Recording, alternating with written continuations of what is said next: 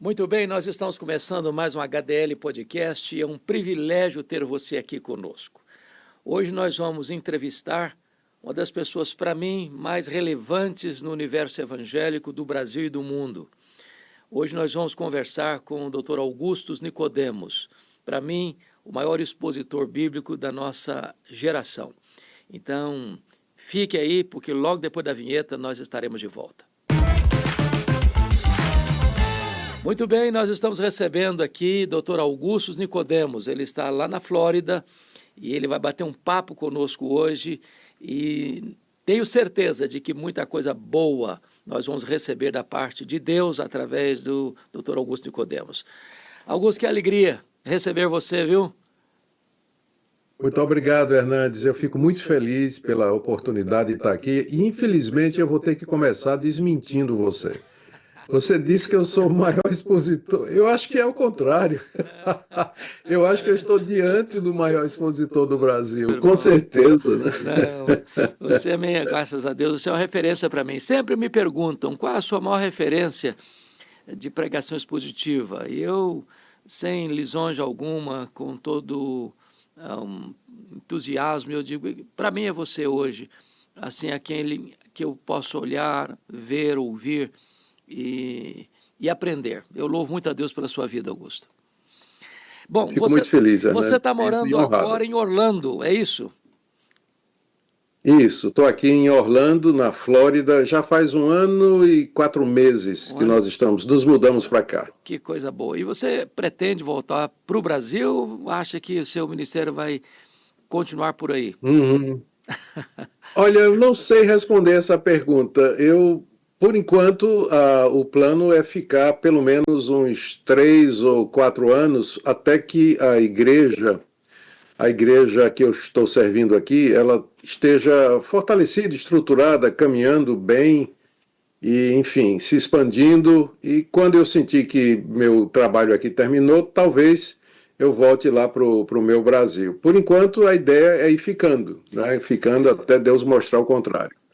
Você faz muita falta aqui no Brasil. Eu sei que você é tão importante aí, ajudando aí o Samuel Vitalino, nosso amigo comum, nesse trabalho precioso de plantação e expansão da igreja aí na América, mas a sua presença aqui também é tão relevante, tão importante, e nós sentimos muito a sua falta aqui, viu?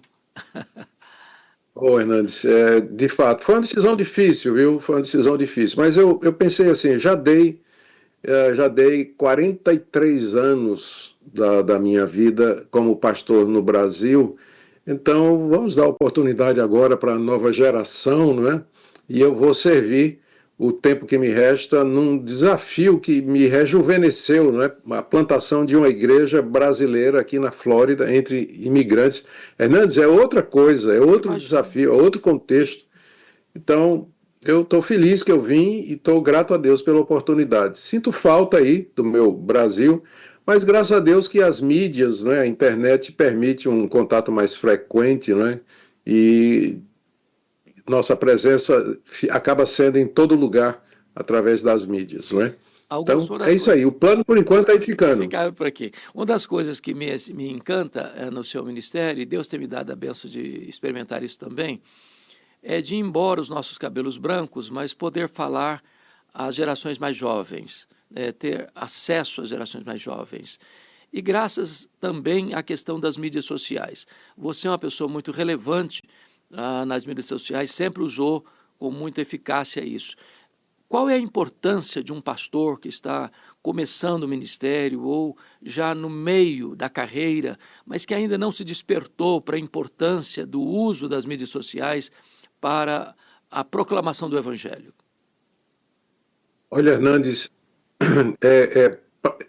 é quase que inconcebível que você tenha hoje um pastor que não faça uso dos recursos da tecnologia de comunicação, redes sociais, a mídia, a inteligência artificial, e, enfim, tantos outros recursos.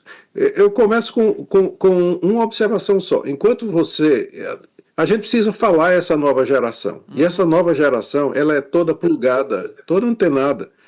Enquanto você está pregando, os adolescentes estão lá no chat GPT fazendo pesquisa sobre as coisas que vocês estão dizendo, que nós estamos dizendo.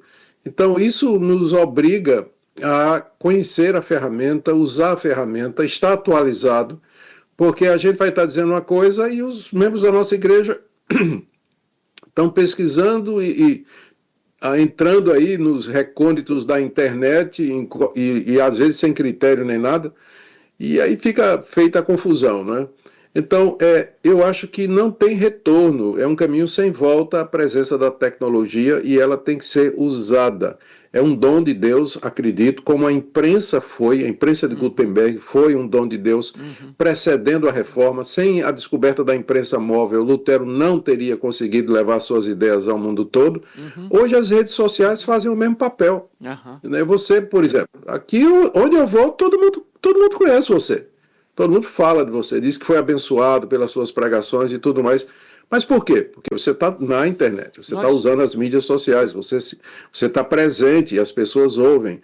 Então, hoje em dia, para ser relevante, para fazer diferença, para ser ouvido, o pastor tem que estar na rede social.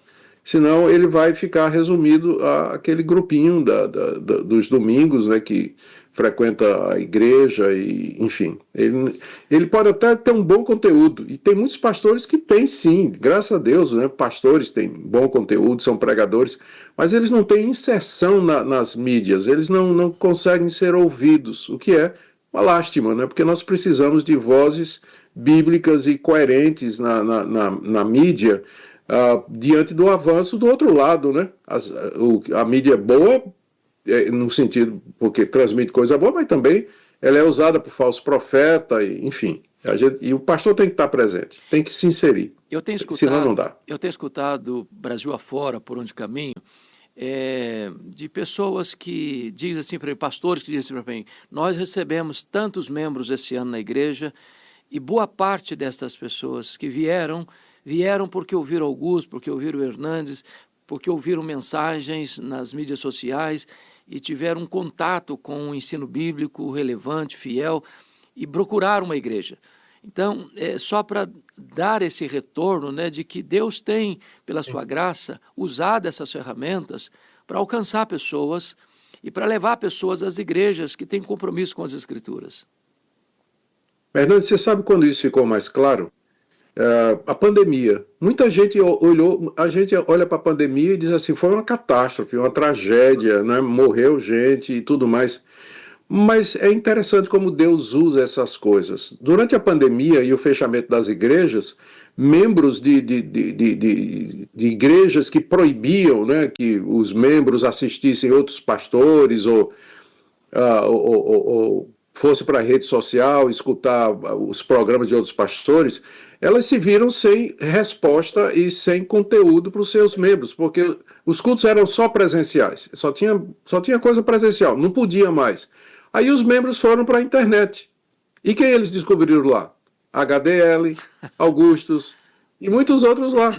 E aí a quantidade de gente que saiu, que está saindo de seitas e de igrejas arrebentadas aí, igrejas que são uma tragédia, e vindo procurar a igreja reformada, é muito grande. Mas aconteceu durante a pandemia. Exatamente foi um porque muito decisivo. Pastores... Decisivo. Eu acho que Deus usou isso aí para um despertamento espiritual no meio desses grupos. E até hoje a gente está colhendo os benefícios disso aí, recebendo gente nas igrejas que se converteu durante a pandemia, ou então abriu os olhos durante a pandemia, exatamente por conta de ministérios como o seu e de outros colegas que estão bem inseridos nas redes sociais. Augusto, eu escuto também de pastores, como você disse, que têm uma boa mensagem, são fiéis às Escrituras, que pregam com graça de Deus, mas apenas entre quatro paredes, apenas para a sua congregação. E diz, não, eu não vou investir porque o meu alcance é muito pequeno, eu não tenho seguidores. E qual a palavra que você tem para dar para essas pessoas que estão desanimadas ou desencorajadas ou não despertadas ainda para o uso das mídias sociais porque tem poucos seguidores? Vamos dizer, você chegou a esses números de seguidores, mas não foi de ontem para cá, né? Você está laborando com isso há muito tempo. Eu também, há muito tempo. Qual a palavra que você tem para esse pastor que ainda não foi despertado porque acha que ele tem poucos seguidores e não vai alcançar tanta gente? Olha, a gente nunca tem ideia de onde vai cair a semente. Você pode ter poucos seguidores, mas você não tem realmente ideia do alcance. Porque, vamos supor, você tem 100 seguidores, tá? 100, 150, 200 seguidores, que é um número relativamente pequeno, né? Pensando em termos proporcionais. Um de... Você não sabe, você pregou um sermão no domingo. Então, um daqueles seguidores pega aquele seu sermão ou faz um recorte e ele passa para outra pessoa, que vai passar para outra pessoa. É impossível a gente saber o alcance da nossa palavra nas redes sociais, mesmo que você tenha poucos seguidores, mesmo que você tenha pouco. Aquilo que você falou, de vez em quando cai no meu feed aqui, uma mensagem ou uma palavra de alguém cuja visibilidade. Eu vou dar uma olhada lá, a pessoa tem 200 seguidores, mas alguém deles, né, algum deles deu visibilidade, engajamento. Então, sempre a semeadura, a gente joga a semente e a gente não sabe onde ela vai cair e aonde o vento vai levar essa semente e em que coração ela Exato. vai cair. Então, ainda que uma pessoa ouça, se interesse e transmita e ela replique aquela mensagem, né, forward, ela reencaminha aquela mensagem, de repente cai no coração de uma pessoa e você foi abençoado. Glória. Então não desanime, continue. Lembre que Deus deu diferentes dons e talentos a uns. Lembre que na parábola do semeador a semente produz 30, 60 e a 100.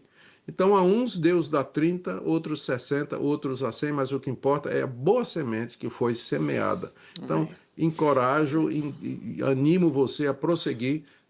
O que Deus quer é que a gente seja fiel. 1 Coríntios capítulo 4, verso 2. Sucesso e número, isso aí ele dá a quem ele quer. Mas ele exige de nós fidelidade. Seja fiel, Deus vai usar o seu Ainda, ministério, o menor que pareça.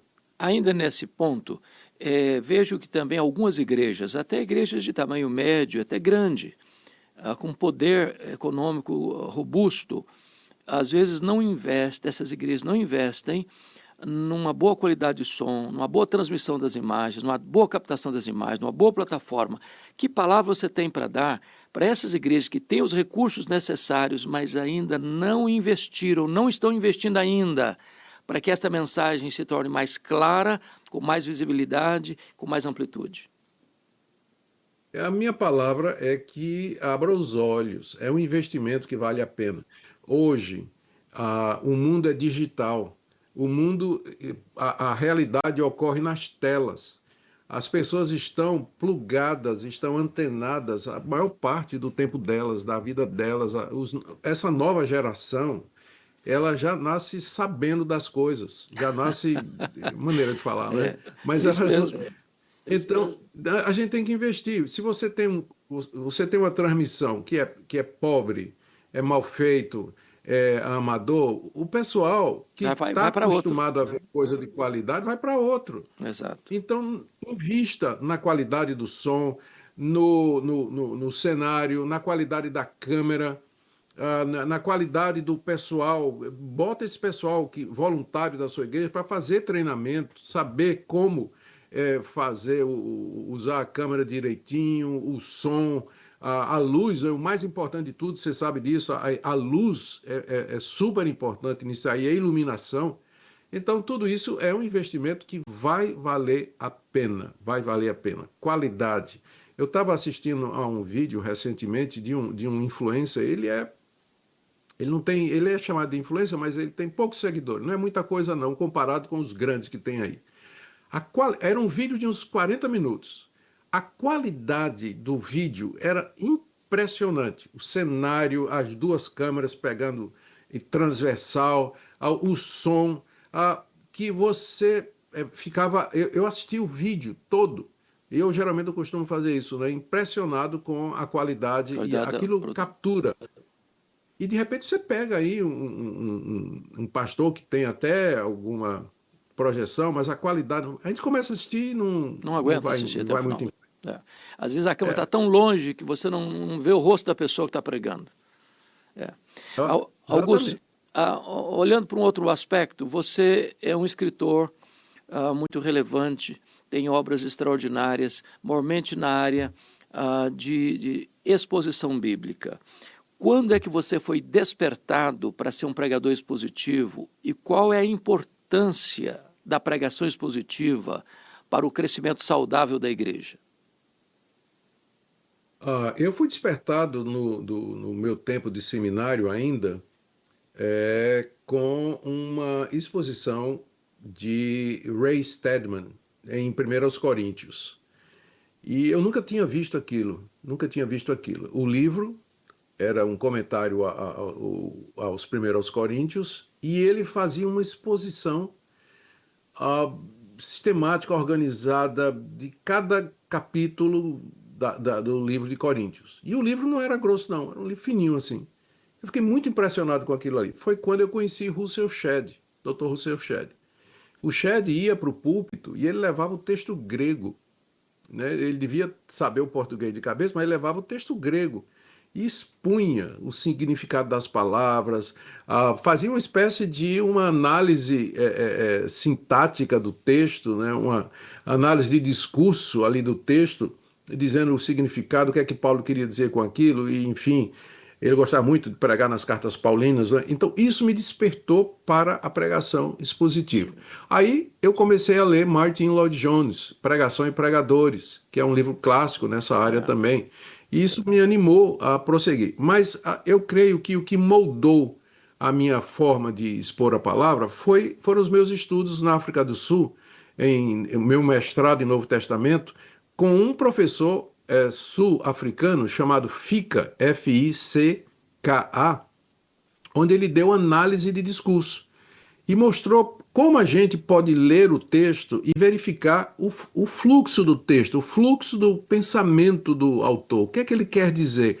Qual a argumentação? O que é que ele está fazendo agora? Então, aquilo acabou moldando a minha maneira de ler a Escritura, interpretar a Escritura e preparar os sermões. Eu creio, como você também, porque você é um pregador expositivo e, graças a Deus, um excelente pregador expositivo, nós cremos que é o melhor método.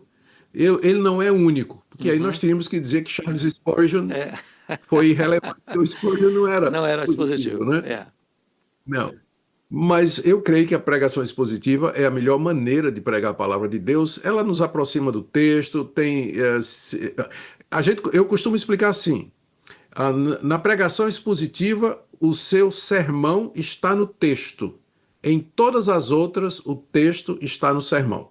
Boa, Então, boa, a boa diferença colocação. Boa não é? colocação. É ótima. Não estou dizendo que as outras formas não são usadas por Deus. Seria contrariar a história e a realidade. Claro. Mas a experiência e o conselho de Paulo a Timóteo, prega a palavra, me convencem de que a pregação expositiva é o melhor método de pregação hoje. E que está fazendo falta nos púlpitos. Exatamente. Há uma outra coisa que você tem a bênção de ser um escritor, eu tenho o privilégio também de ser escritor, e eu tenho, por onde passo, encorajado alguns colegas que têm um bom conteúdo, excelente conteúdo, mas que não foi despertado para escrever. Que palavra você tem para dar para um pastor ou um leigo, seja uma outra pessoa que não seja pastor, mas que tem um conteúdo bíblico sólido, que tem um conhecimento geral, abrangente, e que não foi despertado, mas que pode ser despertado para ser um escritor e deixar um legado para as futuras gerações? Que palavra você daria para essa pessoa?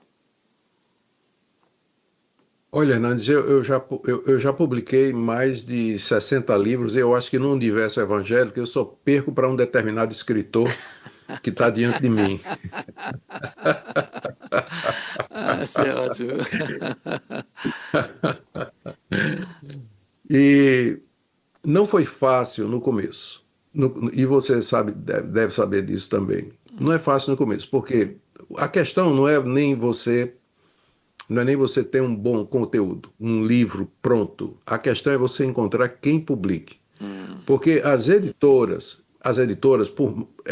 mesmo as editoras evangélicas, elas são business, elas são negócio, elas Claro, precisam publicar alguma coisa que vai vender, claro. né? Então, A primeira coisa que eu diria para esse colega que tem um bom conteúdo é que ele faça duas coisas. Ele prepare esse bom conteúdo e ele consiga contatos, amigos, pessoas que possam apresentar esse conteúdo a uma editora que tenha uma boa capilaridade, uma editora que possa publicar e dar vazão. Porque o mais importante do que a publicação é a divulgação. Às vezes você tem uma editora boa, faz um trabalho excelente, dá para você um livro extraordinário, bem feito, a capa maravilhosa, a diagramação, conteúdo fantástico, mas ela não consegue fazer o livro chegar lá Um na ponto. estante lá do aeroporto, das livrarias, não consegue, não consegue, na Amazon, não consegue. Então tá lá, uma obra boa, mas perdida. Então, conselho, tem uma boa obra e alguém que lhe apresente, porque foi assim mais ou menos comigo, não é alguém que deu a primeira palavra em meu favor, me encorajou e me apresentou. E porque isso é muito importante hoje, porque as editoras têm muitas propostas de gente querendo publicar livros. Se você chega recomendado por alguém que tem condições, que é conhecido e tudo mais, isso vai ser extremamente importante. E, em último caso, hoje em dia existe, Hernandes, e eu sei que você está a par disso aí, tem editoras que elas fazem uma espécie de publicação on demand. Elas pegam o seu texto, elas editam, preparam um livro, mas não printam, não imprimem. Elas fazem divulgação e elas vão imprimindo à medida que a demanda vai ocorrendo, né? Então, tem um nomezinho, um não sei o que agora, eu esqueço agora. Então,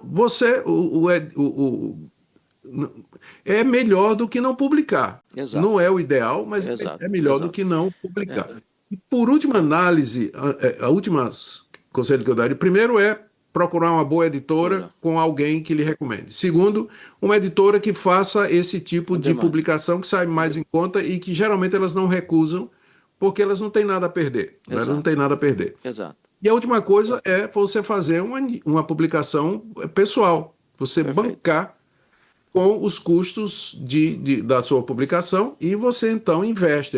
Veja como investimento. Aí você distribui, vende, mostra para pessoas influentes e tal, e de repente uma delas vai dizer: Isso aí merece ser É. publicado numa editora grande e por aí vai. No meu caso, inclusive, Augusto, os 4 primeiros livros que escrevi, eu escrevi por conta própria. Eu, na Uhum. verdade, nem procurei editor, achei que ninguém ia se interessar mesmo, então fiz por conta própria. Depois, então, começa o interesse, a busca, e hoje as Isso. editoras correm atrás de você em vez de você ter que correr atrás das editoras. Então, É obrigado, verdade, é obrigado por verdade. esses conselhos. Mas vamos voltar a um outro ponto que você chegou a mencionar, que você fez mestrado na África do Sul. E Sim. você escreveu, acho que você que escreveu o livro Reavivamento na África do Sul, ou Na verdade, compilou aquele conteúdo. compilei. É, Fiz toda a compilação a partir de tapes e é. tudo Eu mais. quero lhe dizer que aquele livro foi um divisor de águas na minha vida e no meu ministério. Aquele livro caiu no meu coração numa época muito oportuna, em que a igreja brasileira estava com a sua atenção voltada para esse tema avivamento, reavivamento. Fizemos uma caravana e fomos à África do Sul. Passamos lá uns 10 dias na missão Quacis-Abantu. E foi muito, muito, muito marcante para a nossa vida. Então, a pergunta que eu faço a você é essa: qual foi o impacto que o avivamento de Quacis-Abantu na África do Sul produziu no seu coração, na sua vida, no seu ministério? Veio, como você disse aí, veio no momento certo na minha vida, porque eu estava decidido a seguir a carreira mais acadêmica dentro do meio evangélico. Sempre fui pastor, sempre tive coração pastoral, mas a minha pegada sempre foi mais na área acadêmica, pesquisa, estudo, produção, a teologia, tudo isso. Existe um risco, quando você entra por essa área, de você se tornar um ortodoxo frio, uma ortodoxia ou uma erudição que não é movida pela paixão pelas coisas de Deus. E eu acho que Deus permitiu isso, que eu conhecesse Quacis Banto, exatamente para evitar que isso acontecesse, que eu me tornasse um acadêmico, um teólogo de gabinete, com a cabeça desse tamanho de conhecimento, mas o coraçãozinho apertado, pequeno, sem paixão nenhuma por Deus. Então, estar lá, ver a grande obra de Deus, as conversões em massa, os sinais e prodígios que eu creio que eram verdadeiros, sim, e acontecendo de forma diferente dos curandeiros que a gente vê aí em determinadas igrejas, coisas espontâneas, eles nem oravam por isso, né? nem buscavam essas coisas, Deus estava fazendo lá. Você conhece a história? Conheço a história. Então, aquilo abriu os meus olhos e me deu paixão.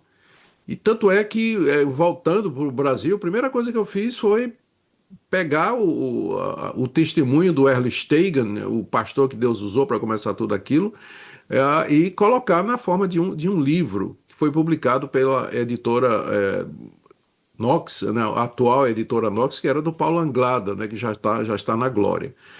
E distribuímos pelo Brasil todo. E também isso me levou a pregar muito sobre avivamento, né? De falar que eu achava que era importante com a Cisabanto, porque mostrava o que é um verdadeiro avivamento, em contraste com avivamentos que não são avivamentos, mas são emoções e produto do desejo humano, que acontece por um fim de semana, depois volta tudo ao normal, então, enfim.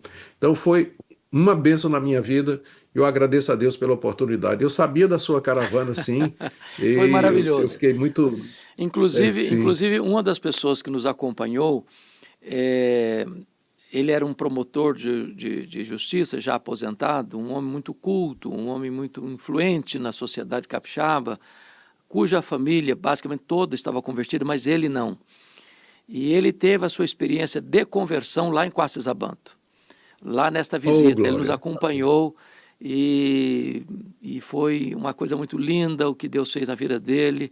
E passou os dias restantes da vida dele na presença de Deus, como membro da nossa igreja lá em Vitória, um homem de Deus, um homem muito precioso. A conversão dele aconteceu lá. Foi algo muito marcante. Coisa extraordinária. Muito marcante. Que bênção. Glória a Deus. Glória a Deus por isso. Bom, mas Feliz. aproveitando ainda, Augusto, mais uma coisinha aqui.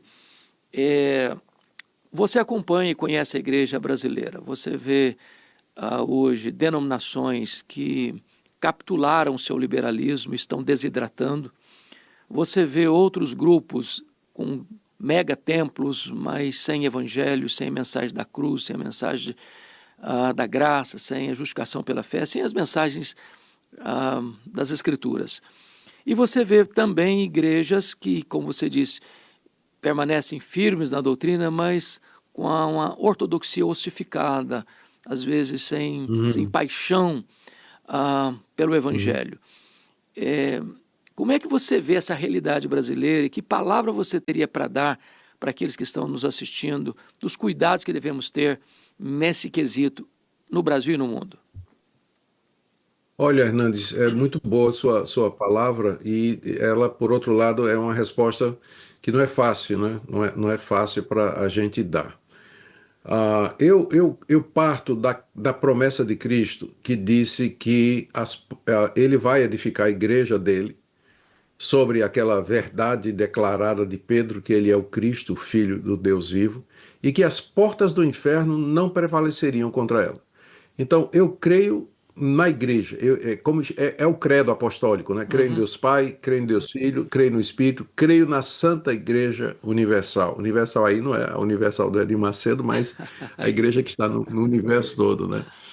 E a católica aí não é a romana. Então, eu creio na igreja. Deus sempre vai ter um povo que o ame, que o adore e que seja discípulo do Senhor Jesus e que professe a verdadeira fé e o verdadeiro evangelho. Só que hoje eu acho que esse povo ele está espalhado e a gente precisa ter essa noção que a Igreja de Cristo ela é maior do que a nossa realidade. E é isso que eu acho que está acontecendo. Tem muita intolerância entre pessoas que são genuínos irmãos e que brigam, se dilaceram por questões que a gente consideraria absolutamente secundárias. Então, a igreja verdadeira, ela está espalhada, ela é invisível, né? Na teologia diz que ela é una, mas, porque é uma só, mas ela é invisível, porque a gente não consegue exatamente ver todos eles juntos no mesmo lugar. Então, a gente precisa ter essa visão do reino, que ultrapasse as barreiras denominacionais e, naquilo que é secundário, ultrapasse e nos leve aos pontos centrais e nós temos verdadeira comunhão. Então, é essa a minha análise, que eu acho que os evangélicos, que são realmente evangélicos, infelizmente estão bem divididos, especialmente nas redes sociais, brigando entre si e quebram a unidade externa da igreja, que Jesus disse, né? Que nós seríamos conhecidos exatamente pela unidade, pela união, pelo amor que haveria entre nós. Então, Hernandes, eu vejo primeiro, com esperança, porque eu creio na palavra de Cristo, de que há uma igreja lá fora, ela está lá, mas também com tristeza por ver que aqueles que aparentemente são verdadeira igreja, digladiando-se, brigando entre si, e às vezes por questões que não são questões secundárias, né? Então, precisamos de amor, precisamos de visão e de uma catolicidade bíblica, porque é isso que a palavra católica quer dizer. Precisamos de uma catolicidade bíblica para poder caminhar juntos com irmãos que são de outras tradições, mas são irmãos em Cristo Jesus. Glória a Deus. O reino de Deus é maior do que a nossa denominação ou de qualquer outra denominação, né? Augusto, há um fato, e você conhece esse fato, de que, seja nas igrejas históricas sobretudo, em torno aí de 60%, 80% das igrejas locais estão numa espécie de platô, né? Não há um crescimento numérico expressivo. São igrejas bíblicas, igrejas firmes na doutrina, mas igrejas que não estão crescendo numericamente. E, de certa forma, parece-nos que também nem seus pastores, nem sua liderança, nem a própria membresia está sofrendo por isso, ou está incomodado com isso. Então, você vê uma igreja fazendo 40 anos, 50 anos, 60 anos de organização e tem o mesmo número de membros que tinha lá no começo. Que palavra você tem para dar para essas comunidades que, embora bíblicas nas igrejas chamadas históricas, estão nesse platô de acomodação, sem um crescimento numérico expressivo? Que palavra para essas igrejas? Isso, Hernandes, sim.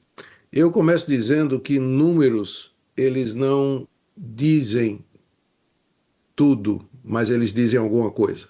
Eles podem não dizer tudo, mas eles dizem alguma coisa. Então, por um lado, naturalmente, você sabe disso, a gente não vai julgar as coisas pelo número, mas nós não podemos desprezá-los. Quando você lê o livro de Atos, você percebe que em determinados pontos decisivos da história da igreja, Lucas, que era o historiador, ele dá um relatório. E boa parte desses relatórios é numérico. 3.000 almas, 5.000 almas. E aí, quando ele perde a conta, porque era muito, ele começa a dizer uma grande multidão, a grande quantidade de levitas, sacerdotes se convertindo. Multiplicando o número dos discípulos. Exatamente.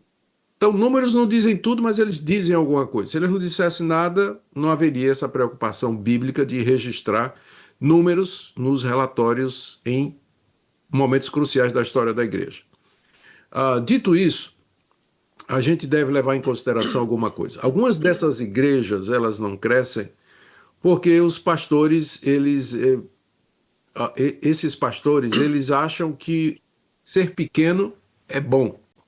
Uma igreja pequena é fácil de pastorear, conhece todos os membros e não tem para que ser maior do que isso. Vamos ficar satisfeitos com isso aí. Não evangeliza, porque às vezes até uma igreja ela pode permanecer. Por exemplo, como é o nome do pastor? Esqueço aqui agora. Ele é muito conhecido. Ele tem uma igreja aqui em Washington. Rapaz, o nome está aqui na cabeça. Já ele chega. É a idade, viu, Hernandes? É o Mark Dever. A filosofia dele é o seguinte: a igreja dele, ele estabeleceu 800 membros como sendo o número ideal de membros para pastorear. Ideal. Então, como a igreja dele cresce, quando chega em 800 membros, ele divide. ele pega o excedente e começa um Nova núcleo e comunidade. começa uma outra igreja, nova igreja. Então, a igreja dele tem o mesmo número há 20 anos, mas ela se multiplicou, né? Uhum. Deu origem a muitas outras igrejas. Então, eu não tenho problema se o pastor disser assim: eu quero que minha igreja seja de 200 membros, porque é um número que eu consigo pastorear, desde que Ele está cresça multiplicando. e ultrapassou esse número, multiplique, abre uma congregação, ponto de pregação e assim por diante. Uhum. Muitos pastores têm medo da igreja crescer, Hernandes. E Uhum. olha, o Tim Keller tem um artigo muito interessante, não sei se você chegou a ver, onde ele fala de como a igreja tem que mudar a sua estrutura a partir do crescimento dos membros. Então, até 100 membros, o pastor conhece todo mundo, vai na casa de todo mundo, toma café com todo mundo, está disponível. Chegou em 250 membros, ele já não conhece todo mundo. E Exato. aí, ele, em vez de ser somente pastor, ele vai ter que ter uma equipe, ele vai ter que ter um outro pastor. E Exato. aí, além de ser pastor, ele passa a ser um manager, ele passa a ser um gerenciador. Ele vai dizer quais são as tarefas da equipe, vai ter que se profissionalizar. Chegou em 500 membros. Aí ele já vai ter que ter uma equipe pastoral, vai ter que ter uma equipe de som, vai ter que ter uma equipe para isso. Aí o trabalho dele já não é mais aquele trabalho no chão da fábrica, na casa Exato. das pessoas tomando café. Passou de 1.000 membros, ele trabalha só com um grupo pequeno de auxiliares que vão distribuir tarefas, que vão fazer as coisas. Ele se limita a pregar e tudo mais. Cada vez que há uma mudança dessa, você perde gente. Eu vi isso aqui, posso falar aqui. A igreja que eu estou trabalhando aqui começou há 3 anos atrás. E ela começou com 50 pessoas. Quando eu vim aqui, há 2 anos atrás, ela já tinha pulado para mais de 100. Uhum. E depois, a última vez que eu tive aqui, já estava passando os 300. Hoje, ela já está chegando na casa dos 500, e já não passou. A cada vez que isso aí, esse número dobrou e tudo mais, A, com- saíram pessoas da igreja insatisfeitas. a complexidade de administrar isso é maior. É verdade. Mas saíram pessoas da igreja dizendo: eu não consigo mais falar com o pastor, ele não vem mais tomar café na minha casa. Ele não vai, não é porque não queira. Ele diz: eu fiquei doente, ninguém foi me visitar. Não foi visitar porque você não disse, o pastor não tem condição de saber.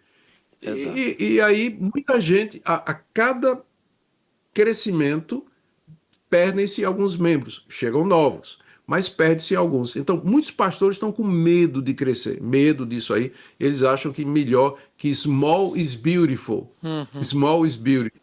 Então, eles permanecem assim, ou tem, finalmente, né, já vou terminar esse ponto aqui, a razão de que não cresce porque quem dá o crescimento é o Espírito Santo de Deus. E o Espírito Santo de Deus, de alguma forma, vou usar um termo humano, né, não está tendo a liberdade de agir poderosamente na pregação e na vida dos membros. Falta oração, falta quebrantamento, tem pecado oculto, falta disciplina, precisa colocar a vida dos membros em ordem. O pastor não ora, não é um homem que busca a palavra de Deus, e tudo isso acaba que não cresce Refletindo mesmo. no questão do crescimento. Cresce. Muito bom. Augusto, me permita um assunto sensível. Fala. Essa semana foi a óbito o Papa Francisco, o Hum, líder maior da Igreja Romana.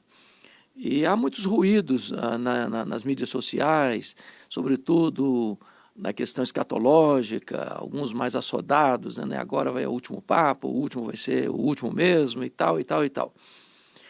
Qual é a sua leitura dessa questão da morte do Papa atual, Francisco, e qual a sua visão do próximo que deve ser escolhido e que reverberação isso vai ter, não só no universo católico romano, mas no universo geral das nações, sim. sobretudo no campo religioso? A Igreja Católica continua sendo uma influência muito grande no mundo. Ela continua sendo. Ela vem perdendo muita força, né? Vem perdendo muita força. Membros, com o crescimento protestante no mundo todo, né? Ela vem, consequentemente, diminuindo. A Igreja Católica é muito forte nas redes sociais, você sabe disso. Uhum. Eles têm uma presença muito marcante e atuante nas redes sociais. vez em quando eu publico alguma coisa que mexe com os católicos, eles vão feito um enxame de abelhas lá no meu Twitter, ou lá no Instagram, para questionar, falar e tudo mais, né? Mas eu creio que esse Papa, esse último Papa, ele foi mais liberal do que a Igreja Católica queria, né? Eu acho que ele foi a agenda. Ele era bem aberto para uma série de coisas, né? De vez em quando aparecia um escândalo e ele apoiando determinados movimentos e tudo mais. Eu tenho para mim que o próximo Papa ele vai ser mais conservador. Eu tenho a impressão, não é, que os cardeais não vão deixar que siga na mesma linha de Francisco, mas deve ser um Papa mais conservador. E eu acho que isso, sinceramente, eu acho que isso não vai trazer muita diferença ao que é que já está acontecendo. Ele é um líder, né, vai ser um líder importante, vai ser ouvido em muitas coisas. Eu creio que vai ser mais conservador, mas não vejo motivo para alarde da parte dos evangélicos, né? A Confissão de Fé de Westminster diz que o Papa é o anticristo. Algumas igrejas, aqui nos Estados Unidos, a maioria das igrejas presbiterianas já retiraram isso da Confissão de Fé, porque não creio que era isso não creio que isso expresse a verdade. Eu não creio que o Papa é o anticristo, eu creio que ele é uma expressão do anticristo. Isso eu creio, e eu estou dizendo isso com toda franqueza aqui, me desculpe aqui. Eu creio que ele é uma expressão do anticristo, mas não é o anticristo. Portanto, eu não creio que a morte dele, do Papa Francisco, e a eleição de um novo Papa, tenha escatologicamente qualquer significado em termos da vinda de Cristo, o final dos tempos, ou qualquer uma destas coisas. Porque além do Papa, tem muitos outros anticristos. Eu penso, por exemplo, nos falsos profetas que tem no meio evangélico, pastores da teologia da prosperidade, e que engana as igrejas, que engana os membros, se apropria, das finanças dos membros, fazem esquemas financeiros de pirâmide, de ganhar dinheiro com uma série de outras coisas. Agora, ontem mesmo eu estava conversando com uma pessoa que veio de uma igreja dessas, perdeu mais de $200 mil em investimento, em esquemas que essas igrejas... Para mim, um pastor desse é tão anticristo quanto o Papa ou qualquer outra coisa. Então, não vejo como escatologicamente relevante, se você entende o que eu estou dizendo. Não vejo como escatologicamente relevante. Tem muito sensacionalismo, sempre teve. Perfeito. Vai ser eleito o novo Papa, acho que vai ser mais conservador, mas vai ficar por isso mesmo. Perfeito. A outra coisa também sensível, a semana passada eu estava num podcast do Inteligência Limitada, você já esteve lá também, e uma das perguntas que me foi feita é qual a minha visão sobre o chamado, entre aspas, Ministério Profético Mirim, que está muito assim badalado no Brasil, sem citar nomes, mas qual a sua visão sobre essa questão de pregadores, que se dizem profetas, aí ainda na fase de puberdade, da adolescência, qual a sua visão sobre isso? Eu creio que a palavra de Deus ela nos dá algumas qualificações e requerimentos, Hernandes, que são necessários para que uma pessoa seja um ministro do Evangelho. Lá em 1 Timóteo capítulo 3, tem alguns requerimentos na ordem familiar, de ordem relacional, de ordem de caráter, que precisam ser respeitados, né? A própria palavra presbítero, que é o ofício básico de onde vem o pastor e os ministros da palavra, significa ancião ou uma pessoa de experiência. Inclusive lá em 1 Timóteo 3 está dizendo que não pode ser neófito, não pode ser um novo convertido, não pode ser uma pessoa imatura. Fala de outras coisas como prudente, sábio, boa reputação. Então eu acho que é uma banalização da palavra de Deus, do ministério pastoral, colocar crianças. Eu me lembro só da profecia de Isaías. Lá o profeta Isaías, Deus se queixando através do profeta, dizendo: mulheres e crianças estão à frente do meu povo, sem nenhum preconceito aqui contra as mulheres, né? Mas a questão da autoridade apenas. Mulheres e crianças estão à frente do meu povo, Deus se queixando lá no livro do profeta Isaías. Então eu olho para isso aí e não eu tenho dificuldade em crer que isso aí é alguma coisa que vem da parte de Deus, porque seria contradizer a própria palavra de Deus. Quando Saulo de Tarso se converteu, Deus teve que mandar ele para a Arábia, passar 3 anos Três lá, anos. amadurecendo o pensamento dele antes de. Então a Bíblia está cheia de cuidados com o verdadeiro profeta, com aquele que fala a palavra de Deus. O E de obreiro repente a aprovado gente vê. precisa manejar bem a palavra da verdade, né? Então, eu sou muito cético e crítico desse tipo de coisa. Eu não creio que isso aí é coisa de Deus, não. Me perdoem, mas eu não creio, não creio. Augusto, nós estamos vivendo uma agenda woke, uma agenda progressista no mundo todo. E parece-nos que essa onda está encurralando, de certa forma, a igreja e corre-se o risco amanhã de se aprovar leis que sejam contrárias a princípios cristãos que a igreja evangélica protestante defende com clareza. E correndo o risco, inclusive, dessas igrejas caírem na ilegalidade por pregar aquilo que a lei agora proíbe. Nesse cenário de avanço da pauta da esquerda ou dessa questão progressista, qual a sua visão do o que está pela frente, o que virá? E se vier, Uhum. como reagir a essa situação? Hernandes, é excelente, né? Excelente pergunta, né? Você pintou bem o quadro que nós temos diante de nós. Eu acho que a gente precisa se conscientizar que nós estamos vivendo uma bolha dentro da história muito privilegiada. Veja só, durante os primeiros 400 anos, 350 anos da igreja cristã, ela estava na ilegalidade.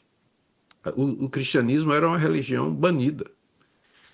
Depois que ela foi oficializada e legalizada, ela se corrompeu.